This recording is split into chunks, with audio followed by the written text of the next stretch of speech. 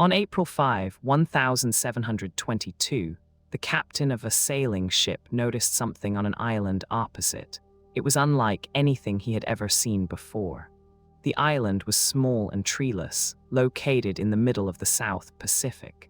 It lay approximately 200-300 miles off the coast of Chile, making it one of the most isolated places in the world. On that day, Jacob Roggeveen of the Netherlands named the island Easter Island. And then he looked towards the shore. What he saw on the shore, he said, were rows of large stone columns arranged in a certain proportion, their faces looking towards the island itself. These stones weren't all the same size. Some were longer than others, some had smaller heads, and others had heavy eyebrows and empty eyes. It was like an arrangement, not random, but driven into the ground according to a certain proportion. The ship captain, Roggeveen, wrote in his diary that he was horrified by what he had seen. He had no idea what exactly the figures were made of, and the real problem was how those stone structures had been moved from their original positions. He also had no idea what these stone pillars meant. 300 years later, the answers were clearer than they had been in Roggeveen's time. But these weren't the kinds of answers Roggeveen had expected. So what was the meaning of these stone pillars? Who had brought them there? To understand all this, we must go back to the beginning, to the very beginning. Good evening and welcome back to History for Sleep. Tonight, we step into one of the most mysterious and fascinating blank spaces of our past. But before we go there, as always, I would love for you to share in the comments exactly where in the world you are listening from and what time it is there. And before you drift off into a sweet sleep, I have a small question I want to leave in your mind. Why do you think modern science ignored these genius secrets, which ancient peoples of the past solved simply by observing nature and working in harmony with it, for so long by calling them primitive beliefs? Share your own theories in the comments, and if you enjoy these quiet history journeys, don't forget to like the video and subscribe. Now, dim the lights. Let your shoulders soften and let your jaw unclench. Slow your breathing down. Let's begin. Before delving into this topic, we need to understand that the Moai on Easter Island are not just heads. The popular image that pops up everywhere on t-shirts, in documentaries, even on old Windows screens shows gigantic stone heads rising from the rocks. They are buried up to their necks in the island's volcanic soil, but they are not just heads. In the 1910s, a team from the Bishop Museum in Honolulu, a city in Hawaii, excavated the bases of several of these massive buried stones and discovered that the figures were carved deep below the surface. Many Moai have complete bodies. That's why we initially said they weren't just heads made of stone. Their bodies, arms, and hands are the parts buried underground. They are so detailed that their hands are typically positioned to the sides, with their thumbs pointing forward. The lower parts of most Moai that remain underground have been buried for centuries due to the wind and soil shifting across the island, and these details have never been seen before. In a project conducted by University of California researchers Joan van Tilburg and colleagues from 2010 to 2022, the most extensively inscribed Moai was found, measuring over 30 feet from top to bottom, with tattoos on its body and back that may have specific meanings. Fingers were carved with low-weight markings, and a figure pointing to the navel was also uncovered. This suggests they are entirely human figures, simply very ancient and buried very deep. These stone pillars were carved by the Rapa Nui, a Polynesian people of Easter Island, approximately between 1250 and 1500 AD. This makes them younger than Stonehenge and the Giza pyramids, a fact that sometimes surprises those who consider these structures to be the oldest monuments in the world. In total, There are known to be 1,100 moai on the island. 4 of these 1,100 moai are still located on the eastern coast of the island, in the volcanic crater Rano Rarakuda, where they originally stood. The moai found in Rano Rarakuda are made of a compacted volcanic ash called tuff, which is softer and more workable with stone tools. The Rapa Nui people used basalt picks to extract the moai from the crater walls and carved each figure while it was still attached to the rock. They then cut it away, releasing it at the point of completion. The figures at Rano Raraku can be found at every stage of their completion process. Some have only just begun to be made. Some are fully carved but still lie in the quarry, never moved. Some stand upright on the slopes of the crater, apparently in preparation for transport. And some are found halfway down the slope, as if the transport process was interrupted and never resumed. Why were so many moai left unfinished and untouched? No one knows for sure. The most common explanation is that the process of building moai stopped at some point in the island's history, possibly due to social unrest, depletion of resources, or contact with Europeans. However, the timing and cause of this pause are an ongoing subject of debate. Rano Rarakudenbadi. Approximately 400 moai, successfully transported to their final locations on stone platforms called moai, are scattered around the island. The platforms face inland. That is, the moai stand with their backs to the sea, watching over the communities they were built to protect. This is important. Because moai are not monuments erected to kings or gods like most ancient monumental statues, they are representations of ancestors. The Rapa Nui people believed that powerful ancestors were resurrected after death. Life insurance. They believed that these beings transformed into something called living faces. The moai were the physical embodiment of these living faces, which were placed in ahu to watch over and protect their descendants. They weren't passive objects. They were active beings. And the question of how these materials were transported from the quarry to the platforms, overcoming hills, valleys, and distances of up to 11 miles, is precisely the question that has preoccupied researchers for decades. Theories about the transportation of the moai fall into 2 broad categories. The first theory is horizontal transport. The idea is that the moai were laid on their backs or sides and dragged across the island using wooden sleds or rollers. This theory was widely accepted for much of the 20th century, partly because the Norwegian explorer Thor Heyerdahl, who visited the island in the 1950s, seemed to have demonstrated that this was possible. However, horizontal transportation has a serious problem. It requires a tremendous amount of timber. Dragging a moai, weighing between 10 and 80 tons, across 11 miles of rugged terrain requires enormous quantities of wood. And Easter Island was almost entirely treeless when Roggeveen arrived in 1722.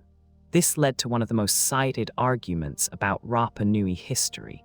Geographer Jared Diamond's 2005 study. A collapse. The argument he popularized in his book was that the Rapa Nui people cut down all their trees to transport the moai, and that this led to the collapse of their civilization. According to Diamond's account, the moai were literally instruments of the island's destruction. However, there is a problem with this argument, and this is a problem that recent research is making increasingly difficult to ignore. Carl Lipo is a professor of anthropology at Binghamton University, and Terry Hunt is an anthropologist at the University of Arizona. For the past 20 years, they have been studying the moai using a combination of fieldwork and physics, producing results that contradict almost everything assumed by popular narrative. Lipo and Hunt began their work by examining the moai found along Rapa Nui's ancient roads. The island has a network of roads, typically 4, 5 meters wide, connecting Rano Raraku to the Ahu on the coast. Along these roads, moai were found lying in various positions, apparently dropped during transport. Lipo and Hunt noticed something about these moai on the road that no one had ever mentioned before. They were different from the moai on Ahu. The moai on the road had a distinctly D-shaped base. The front was wide and rounded, while the back was flatter, and they had a pronounced forward slope of between 6 and 15 degrees relative to the vertical. The moai on Ahu, however, had their bases cut to eliminate this slope, and they stood almost vertically. Lipo and Hunt argued that this was no coincidence. The moai statues on the road were designed to move. Moai were designed to walk. The D-shaped base and the forward slope were engineering features. They allowed the moai to swing from side to side in a zigzag motion, rotating on the rounded front edge of the base and taking one step at a time. Moai were designed to walk. And the Rapa Nui oral tradition has been saying this from the very beginning. Traditional narratives of the island describe the moai as moving under their own power, walking from the quarry to the Ahu. Researchers had largely dismissed this as mythology. Lipo and Hunt, however, took it seriously, and they tested it in 2012. Lipo's team, consisting of 18 people, used a 4.5-ton concrete moai replica built with a distinctive D-shaped base and a forward slope to walk the test moai 100 meters in 40 minutes. Lipo later said that once you get the figure moving, it's not difficult at all. People were pulling with one arm. It was conserving energy and moving really fast. And in October 2025, Lipo and Hunt published a comprehensive study in the Journal of Archaeological Science analyzing 962 moai. This study confirmed the walking theory through three-dimensional modeling, field experiments, and statistical analysis of the distribution of broken moai along the paths. The moai walked. The Rapa Nui people have been saying this for centuries. All they had to do was listen to them. But the walking moai theory is only part of the story, because the bigger question about Easter Island is not how the moai were moved. The bigger question is why they were moved at all. And the answer to that question connects to a story about the Rapa Nui people that has been told wrong for nearly 300 years. The narrative that most people know about Easter Island goes something like this. A small group of Polynesian settlers arrived on the island sometime between 300 and 900 AD. They found a lush, forested island and began to thrive. Over the following centuries, their population grew, and somewhere along the way they became obsessed with building moai. They cut down trees to move the statues. They cut down more trees to feed their population. They kept cutting until there were no trees left. The soil eroded. The crops failed. The fishing collapsed because they had no wood to build canoes. The society descended into warfare. People starved. And when European explorers arrived in 1722, they found a ruined civilization, a few thousand survivors on a barren island, surrounded by the silent stone witnesses to their own folly. This story was made famous by Jared Diamond in his 2005 book Collapse: How Societies Choose to Fail or Succeed. Diamond used Rapa Nui as the central example of what he called ecocide, the destruction of a society through the destruction of its own environment. The book was widely read and widely praised, and the Easter Island chapter became one of the most cited examples in popular writing about environmental collapse. But here is a problem with Diamond's story. A significant portion of it is not supported by the evidence. Carl Lipo and Terry Hunt, the same researchers who confirmed the walking moai theory, have spent years examining the Rapa Nui collapse narrative, and they have found it substantially wrong in ways that matter. The first problem is the timeline.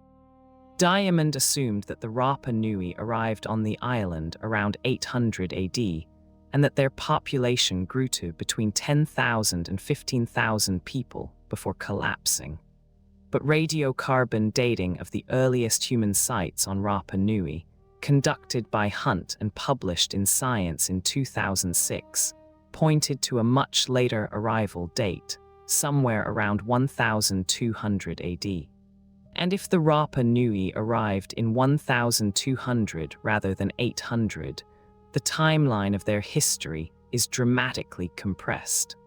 A population that arrived in 1200 and was still thriving when Roggeveen arrived in 1722 is not a civilization that collapsed. It is a civilization that survived for 500 years on one of the most remote and resource-limited islands on Earth. The second problem is the population numbers. If the Rapa Nui arrived around 1200 AD in Roggeveen, found only a few thousand people in 1722, Diamond's model requires the population to have grown to 15,000 and then collapsed back to a few thousand before European contact. Hunt and Lipo argue there is no evidence for a peak population anywhere near 15,000. The island's agricultural capacity and the archaeological evidence are more consistent with a maximum population of around 3,000 that was relatively stable, rather than undergoing dramatic boom and bust cycles. The third problem is the trees. Diamond assumed that the Rapa Nui cut down all their trees to move the Moai, and that this deforestation caused catastrophic soil erosion and agricultural collapse. But there is another explanation for why Easter Island was treeless when Roggeveen arrived: rats. The Polynesian rat, Rattus exulans, traveled with Polynesian settlers across the Pacific as a food source and an inevitable stowaway.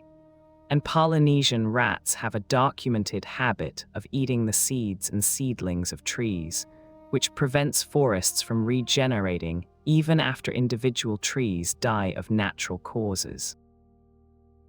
The Polynesian rat, Rattus exulans, traveled with Polynesian settlers across the Pacific as a food source and an inevitable stowaway.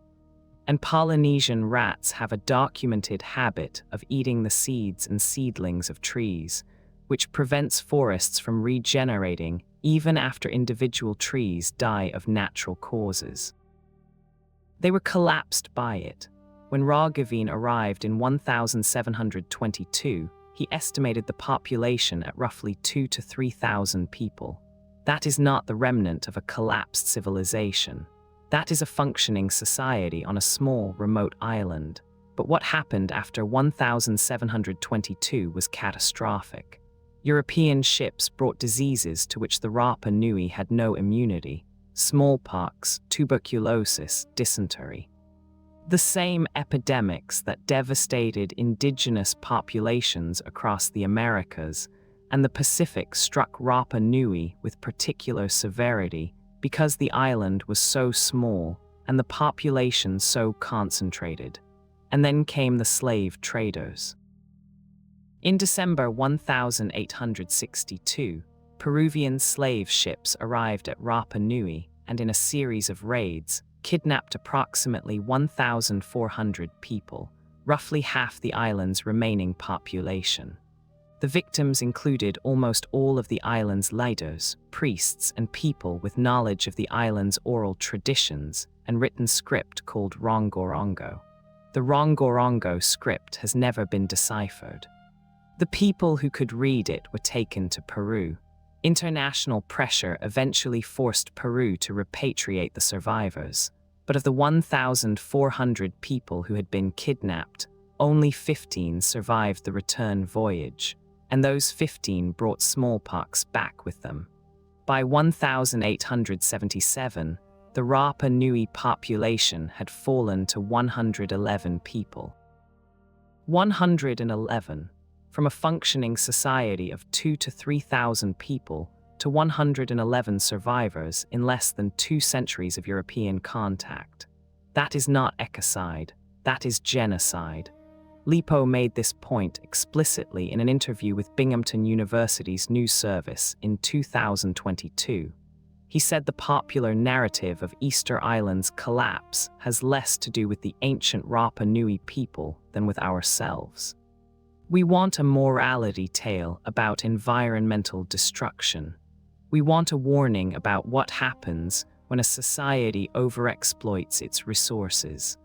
And Rapa Nui fits that narrative so perfectly that we have been reluctant to examine it carefully.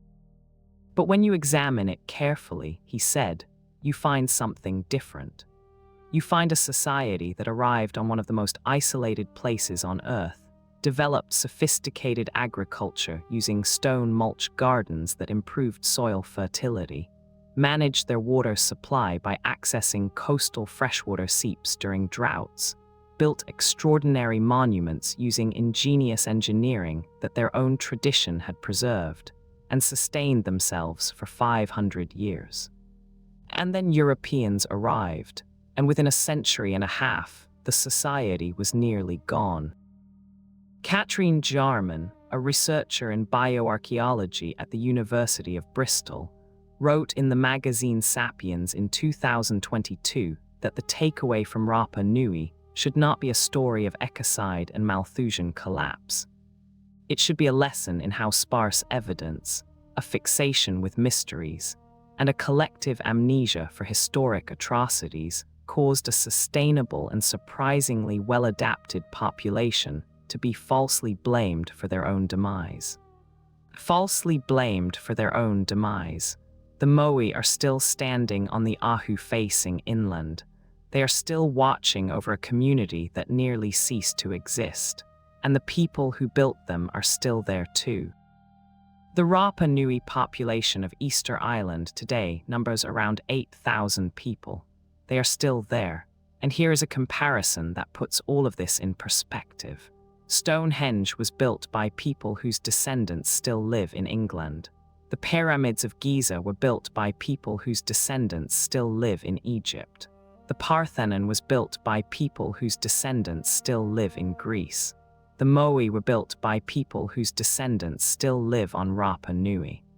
But when most people think about the Moai, they think about a vanished civilization, a mystery people, a society that destroyed itself and left behind only silent stone figures as a warning. That framing is wrong. The Rapa Nui are not vanished. They are present. They have their own language and their own traditions and their own political movement advocating for greater autonomy within Chile, which annexed the island in 1888, and they have always known how the Moai walked. The rest of the world just needed 300 years and a team of physicists to catch up. So if the Moai walked, and if the Rapa Nui did not collapse before European contact, and if the deforestation was caused by rats rather than by the people themselves, then what are we left with? We are left with a society that built something extraordinary. And the question of why they built it is the question that nobody has fully answered. The Rapa Nui belief system centered on the idea of mana, which is a Polynesian concept that does not translate cleanly into English, but describes something like spiritual power or authority. Mana was inherited and accumulated. The more powerful your ancestors, the more mana you had. And the most powerful ancestors, the ones whose mana was strong enough to affect the living, were commemorated in the Moai.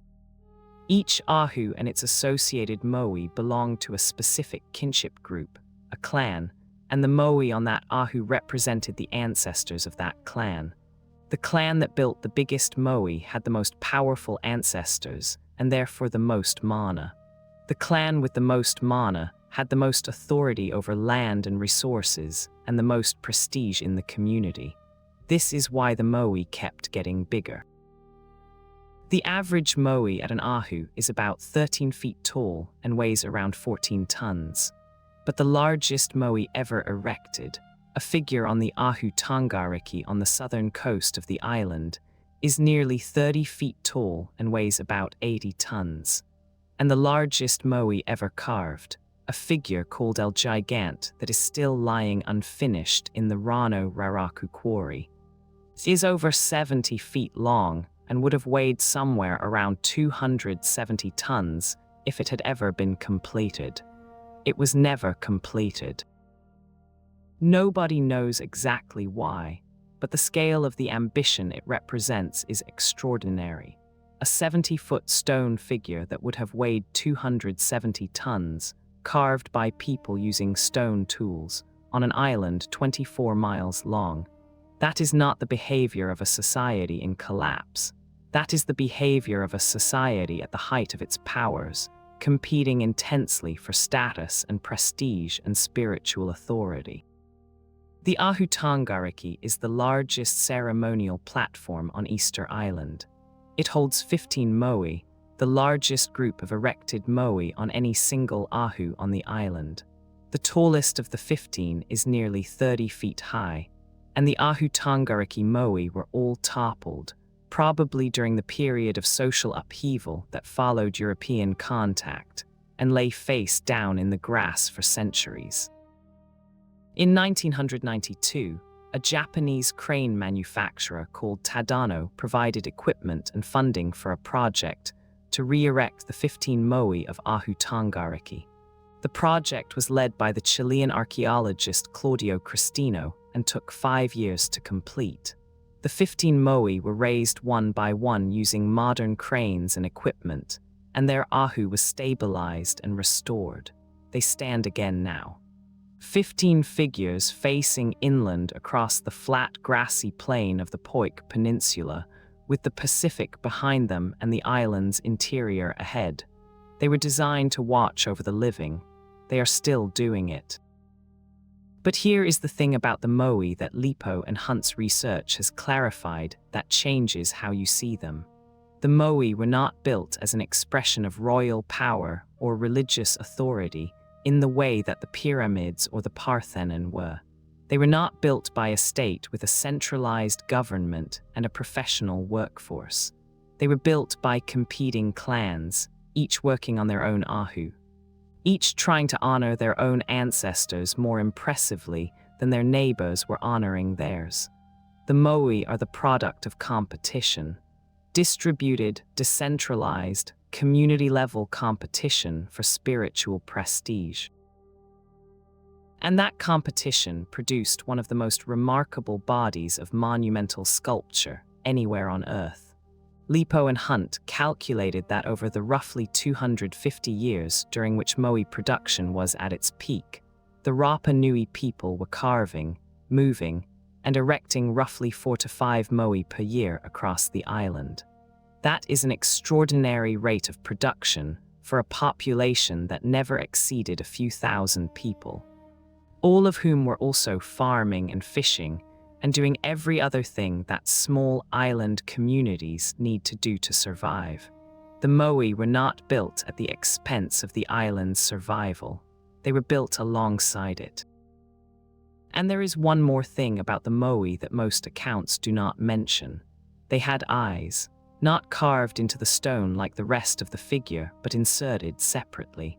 The eyes were made of white coral with pupils of red scoria or black obsidian, and they were not permanent.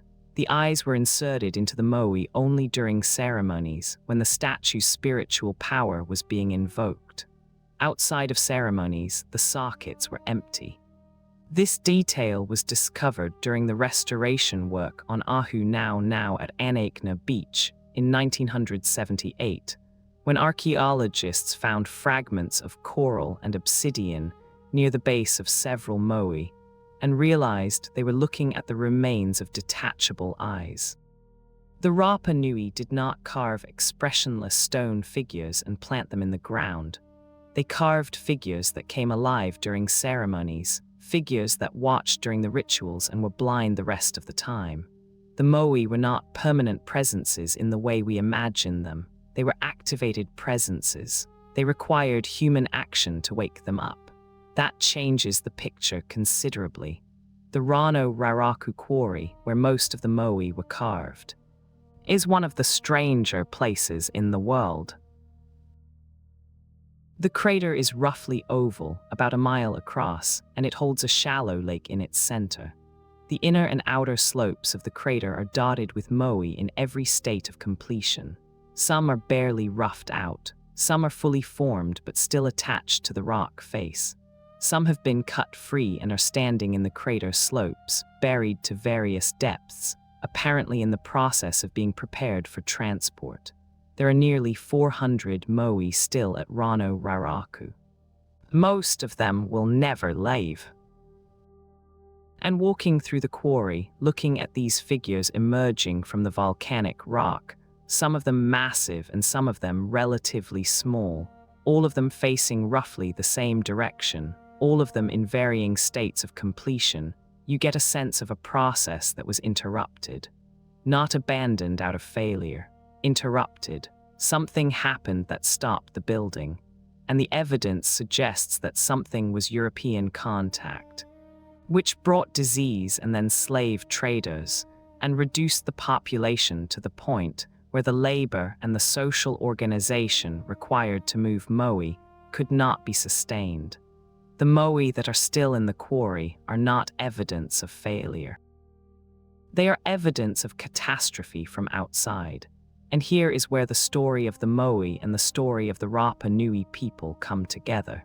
For 300 years, since Raghaveen arrived and found a barren island and a few thousand people and rows of stone figures, the standard interpretation has been that the moai caused the island's problems, that the obsession with building them consumed the island's resources and destroyed its society.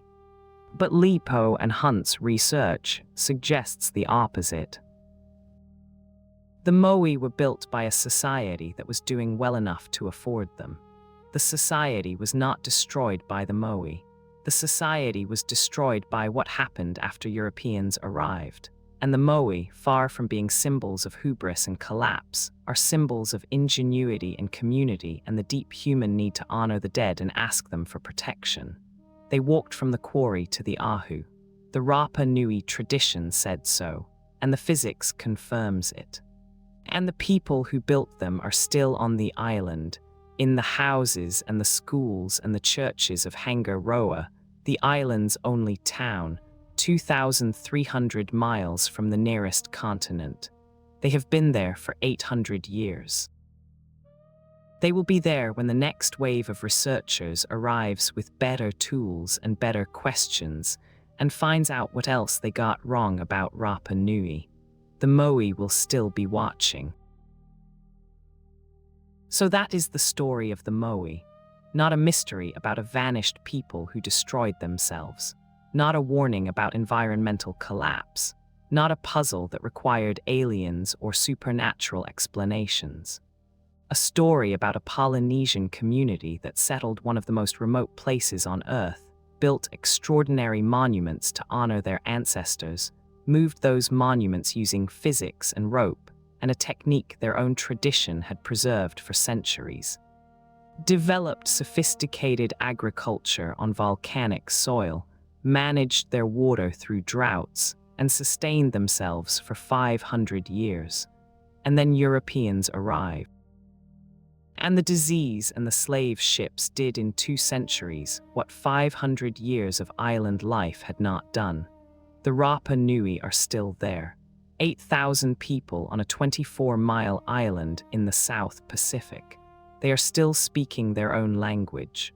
They are still fighting for greater autonomy over their own land, which was annexed by Chile in 1888 and is only now being partially returned to Rapa Nui control following a land restitution agreement signed in 2022.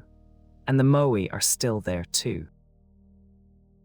Nearly 1,000 of them distributed around the island, on the ahu and in the quarry, and along the roads where they stopped walking centuries ago. The 15 of Ahu Tongariki stand again after being raised by Japanese cranes in the 1990s. The figures at Rano Raraku still emerge from the volcanic slope, half-carved, waiting. And it is late now. Let the South Pacific settle into the dark. Let the moai stand in the wind off the ocean. facing inland the way they have always faced, watching over the communities they were built to protect. They walked here. The people who moved them are still here too, and that is the part of the story that deserves to be remembered most. I hope you enjoyed this episode of History for Sleep, and if you did, please go ahead and click that thumbs up button and leave a comment below telling us what you think about the Moai. And I read every comment and I will be happy to respond. And if you know someone who likes falling asleep to forgotten history, please share this with them. And if you would like more stories like this one, all you need to do is subscribe to History for Sleep. Good night.